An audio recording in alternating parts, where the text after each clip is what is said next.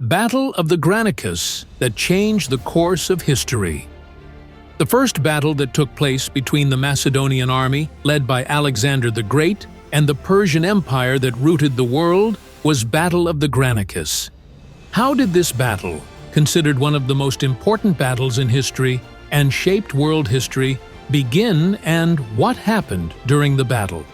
How was the conquest of Anatolia realized as a result of the Macedonian advance from the Aegean coast to the Mediterranean? Now, all the details are in the first part of our new documentary series, History of Wars.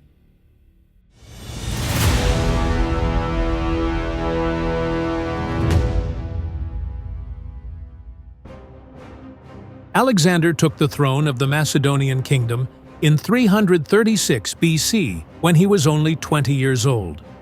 Before he died, his father had started preparations for the first campaign against the Persians. Under Philip, Alexander's father, a Macedonian army of 10,000 had already entered Persian territory under the leadership of Parmenion. Artaxerxes IV died, and Artashata, a satrap, ascended the throne under the title of Darius III. This led to the weakening of Persia. When Alexander set out, the total number of infantry in the army was 32,000, including 12,000 Macedonians, 14,000 allied troops, 5,000 mercenaries, and 1,000 archers. The cavalry consisted of 4,500 horsemen, including 1,800 Macedonians, 1,800 Thessalians, and 900 scouts from Thrace. Combined with General Parmenion and his 10,000 troops on Persian soil, this amounted to an army of 46,500 men. Alexander first led his army across the Dardanelles and landed in the area then known as Troy. He was the first to disembark, and before disembarking, he threw his spear from the ship into the land of Troy, declaring it the land conquered by the spear. This land meant a lot to Alexander, because he was believed to be a descendant of the famous Trojan war hero Achilles. For this reason, Alexander visited the graves of his ancestors and made sacrifices to the gods. Alexander's primary goal was to go south from Troy and take control of the port cities. Thus, he would prevent the Persians from attacking his ancestral lands, namely Macedonia, by sea. But there was a problem. Word came that General Memnon and his Persian army were already stationed in the north near Troy. This prevented Alexander from going south. And that was not the only problem. The Macedonian army's food stocks were only enough for a month. For this reason, it was very important for them to land as soon as possible in the grain-rich southern lands. In a way, the Persians were determining the conditions of the war, and they chose the front of the Granicus River, which was favorable for them, as the battlefield. Today, we know this place as the Biga River. In early June 334 BC, the two armies met here. The Macedonian army was to the west of the Granicus River, and the Persians to the east. Evening had fallen, and the battle was to be fought the next day. While the Persians made preparations to offer sacrifices to the rising sun, Alexander compromised with his generals and crossed the river to the east before dawn. The Persians were surprised to hear the thunder of the feet of the approaching phalanx. Because Alexander moved so quickly, only a fraction of the Persian cavalry was able to attack.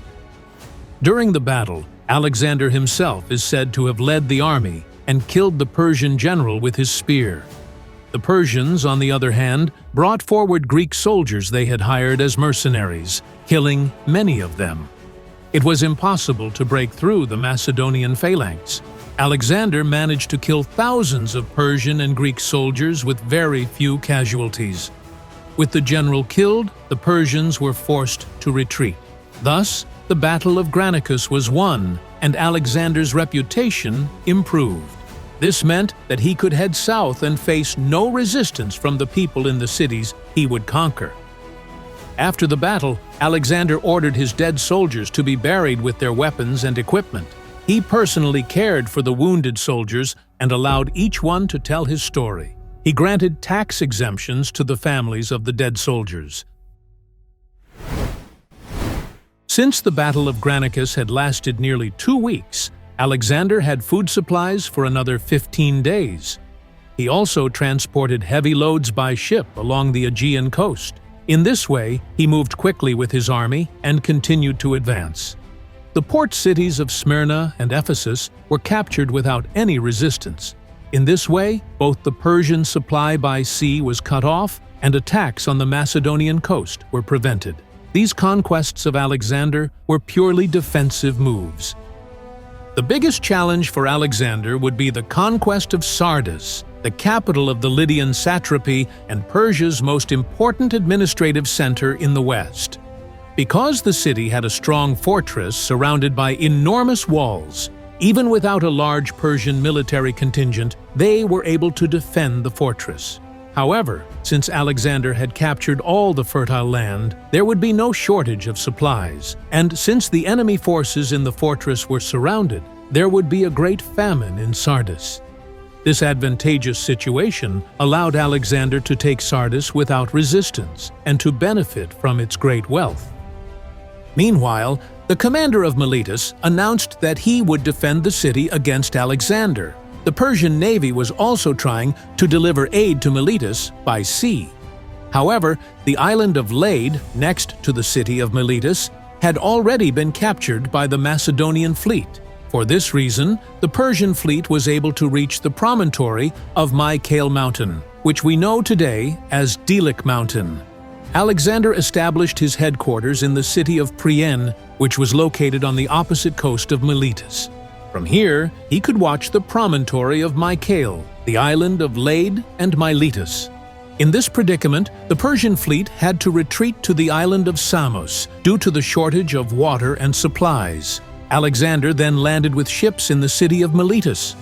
Breaches were made in the walls, and soldiers entered the city through these gaps.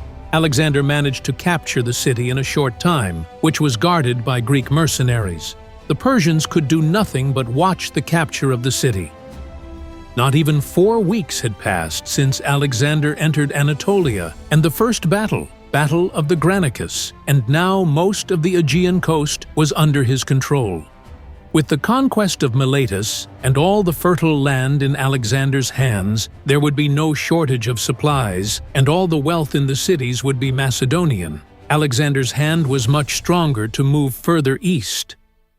But the last and most important port city to be conquered was Halicarnassus, the capital of the Carian satrapy, or Bodrum as we know it today. As long as this and the island of Rhodes were under Persian control, the Persian navy was likely to advance through the Aegean Sea to Greece and even Macedonia. The fact that they had a stronger navy than the Macedonian navy also made things difficult. For this reason, Alexander had to attack Halicarnassus directly by land rather than by sea. But the city of Halicarnassus was surrounded by fortified walls, and strong fortresses stood on every hill inside the city. Walls and fortresses were not the only challenges. There were also enemy troops stationed at critical points inside. Despite all the odds, Alexander took an interesting step and sent his entire navy to the country. He thought that the navy was not only useless, but also a great expense, so he made it clear that he would only attack from land. Alexander first attacked from the east through the gate of Mylassa. He aimed to fill the 7-meter-deep ditches and climb the siege towers and walls. However, arrows and stones raining from enemy catapults prevented this move. At 400 meters away, the catapults were able to keep the Macedonian army at bay. After a while, Alexander had his own catapults brought from Miletus. Now, the situation seemed equalized. The Macedonian army approached the walls with a shower of arrows and stones and managed to breach the walls with battering rams. When they entered, they saw some of the enemy waiting with torches in their hands. On the order of the Persian commander, the city gates were opened, and enemy soldiers rushed out to burn the Macedonian siege engines. Alexander gave orders to put out the fire while continuing the offensive. There were war cries on both sides and a tremendous battle. One by one, the Macedonian soldiers were surprised, and they fell to the ground. Even Alexander did not know what to do when Memnon, the Persian general, was seen charging out of the north gate. The defenders were almost victorious. But there was another, older but experienced army waiting in the rear. This army had fought many battles for Philip, Alexander's father. At the siege of Halicarnassus, they brought all their experience to bear, and suddenly the tide of the siege turned in favor of the Macedonians. Both young and old troops combined to launch another counterattack. The Persian defenses were squeezed behind the walls into the city, and at night, the enemy army under the command of the Persian general Memnon was forced to retreat to the King's Island, a small area we know today as the Bodrum Castle. The next day, Alexander entered the city walls and wandered the streets of Halicarnassus. He could not hide his amazement and admiration at the 55-meter-high mausoleum, built in the bazaar in the name of Mausolus, the founder of the city, and considered one of the 7 wonders of the world. Most of the city was now under Alexander's control, but the enemy army remained ever vigilant on King's Island and continued to receive help by sea. For this reason, King's Island remained in Persian hands for a long time as a base until Alexander's campaigns to the east yielded results. Although history records this siege as a Macedonian victory, the siege of Halicarnassus always remained a defeat in Alexander's eyes, as the city was never fully conquered, and there were many casualties. Alexander was now determined to move further east. There was a road from Sardis in Anatolia to Susa in Iran called the King's Road. On this road, caravanserais were located at 20-kilometer intervals. Travelers within the empire used this route to rest and get supplies. For this reason, Alexander also had his eyes on the King's Road. He wanted his army to benefit from the facilities on the road and to facilitate his eastern campaign. He sent his general Parmenion to Gordion, an important military base. Parmenion captured the city without any resistance. Alexander moved on to Caria and Lycia, where there were a few port cities. The conquest of this coastline, stretching from the Aegean to the Mediterranean, was necessary to neutralize the Persian navy. Alexander had never before encountered such a magnificent natural wonder as this region. After taking control of the port cities in Caria and Lycia, Alexander reached the Pamphylian Sea, which we know today as the Gulf of Antalya, and officially set foot on the evergreen land of Pamphylia. Alexander, who marched as far as Side in Pamphylia, thought that the situation had turned against him because the people of the region were preparing for defense, and the mountains in the north cut off all contact with the general Parmenion, and he returned, leaving a garrison inside. Aiming to attack the city of Aspendos, a little further to the northwest, Alexander took control of the city after its inhabitants surrendered without a fight. Alexander decided to set out for Gordion, which Parmenion had conquered, to hold a meeting with all his commanders. As he marched northward, he besieged and captured cities large and small. The people of the cities surrendered them to Alexander without resistance because they had heard of his reputation. They feared him, and there were no Persian reinforcements. When Alexander arrived in Gordion, he waited for reinforcements from Macedonia and the harvest. In the meantime, the Persians were not idle, even though they were not confronting Alexander. Under the leadership of General Memnon, the Persian army began to retake some of the cities Alexander had captured in the west with the help of the local population.